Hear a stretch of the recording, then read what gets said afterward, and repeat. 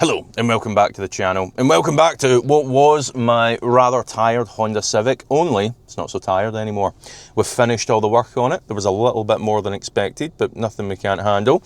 We've also done a bit of preservation work on the car as well, so stripping back any rusty parts and getting a proper undercoat on there. The car is in fact sold. The new owner's due to arrive in a couple hours, 12 o'clock, but before he gets here, I thought I'd give you a bit of a tour of the car, show you what's changed on it, show you what we've done, and also, if he's willing, we'll also get the new owner involved, but take that with a pinch of salt. Not everyone wants to be in front of a camera.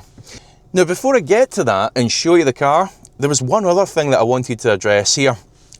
Now, I made a video talking about doing this a bit more often, so picking up these greatest hit cars, if you like, that are getting a little bit tired at this point, showing signs of corrosion here and there, getting them and giving them a bit of a mild restoration before they become too far gone. Now, the vast majority of you watching that video, massively supportive, a ton of good comments, and in fact about 500 of you signed up to my mailing address to say that's the kind of car that I want to buy. If you want to join that, by the way, it'll be in the description below. However, a few went the other way. So granted, it was a minority, it was only a handful of comments and messages that I'd got, but it was essentially saying words to the effect of, why are you, greedy YouTube guy, why are you putting your mitts on these cars? Why are you trying to profit off of the hard-working people that need cars like this to get to and from work? Well, it took me by surprise. I did not expect that, because if you're going to say that, you could apply that to every car dealer in the land, couldn't you? And also, the thing is, when you've got a YouTube channel, even a YouTube channel of this size, 2, 3, 4 times a week, you'll get companies popping up, emailing you, wanting you to promote their products, and they're willing to pay thousands of pounds for you to do so.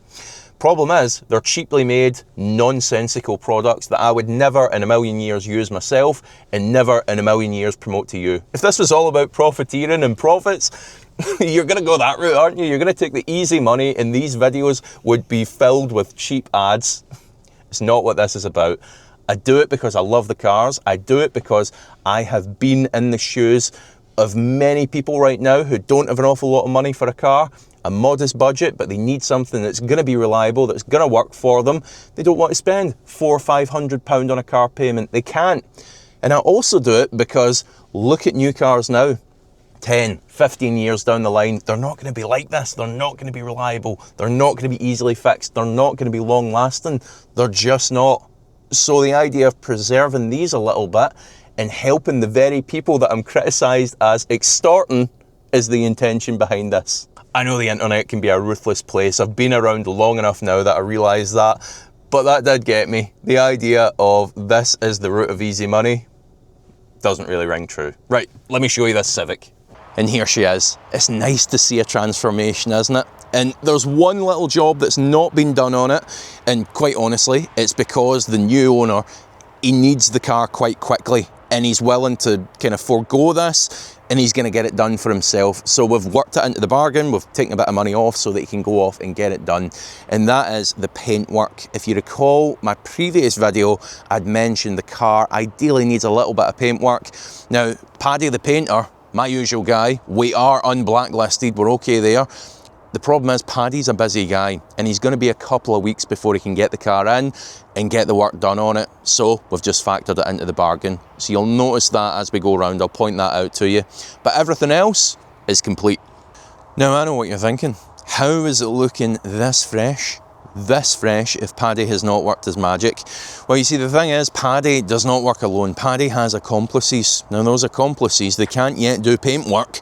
However, they're pretty handy with the old polisher, and I would say that's taken 85% of the little marks we had on this car. I'd say it's taken them out. There's still a couple of bits that need done, and that's what we've factored in. Now, in terms of the work done, there was an engine oil leak that we were not aware of. Some things you just can't see until it's on a lift. It was minor enough that it wasn't actually hitting the ground, I don't think, so it wasn't marking driveways and such, but it was there, needed rectified.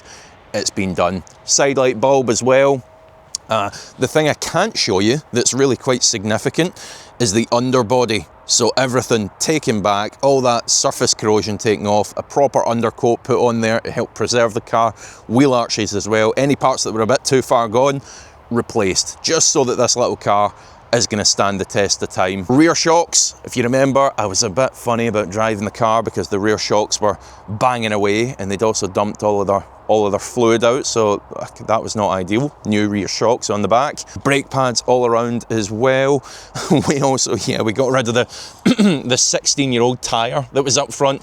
A 16-year-old tyre on an 11-year-old car. Fantastic.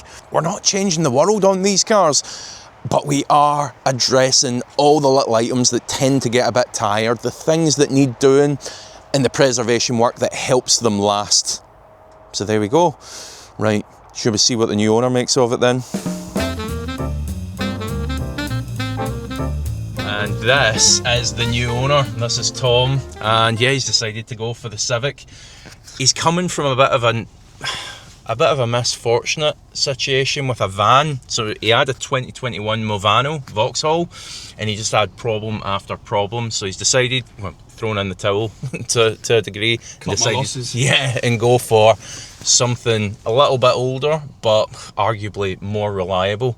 So what was the deal with the Movano then? I thought, right, I'll go Vauxhall, did a bit of research, didn't do enough research. 3 weeks in after buying it, lights on the dash. Stung. Just hemorrhaging money. And I had a Civic before this, the older generation, and it didn't let me down. I brought it for about £2,000, I think it was. Yeah. And I planned to keep it for 6 months, but ended up keeping it for 2 years because it was just reliable. Sounds about right. And here you are back again. Back with a Civic. But it was the 1.4 you had before, wasn't it? So you've gone to the 1.4. 1.8 engine now. The 1.8, because I think you mentioned in your previous video that the 1.4 was a little bit gutless. But a little bit gutless, in all honesty. It was good miles per gallon. I got like 52 if I was poodling, but it was super reliable. Yeah. Didn't put a foot wrong for 2 years. And the thing we talk about a lot on the channel here, talking a lot about slightly older cars and being easy to fix. I think you mentioned as well the idea like being able to pop down to Halfords and get a bulb for £15. Takes you 10-15 minutes to route around and replace it yourself. Yeah, why wouldn't you want that? And on something newer, don't know about the Movano, but certainly a lot of the newer cars, LED headlights and stuff, fortune, absolute fortune.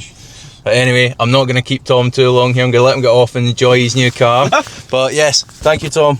Thank you very much. Enjoy the Civic. Thanks for watching.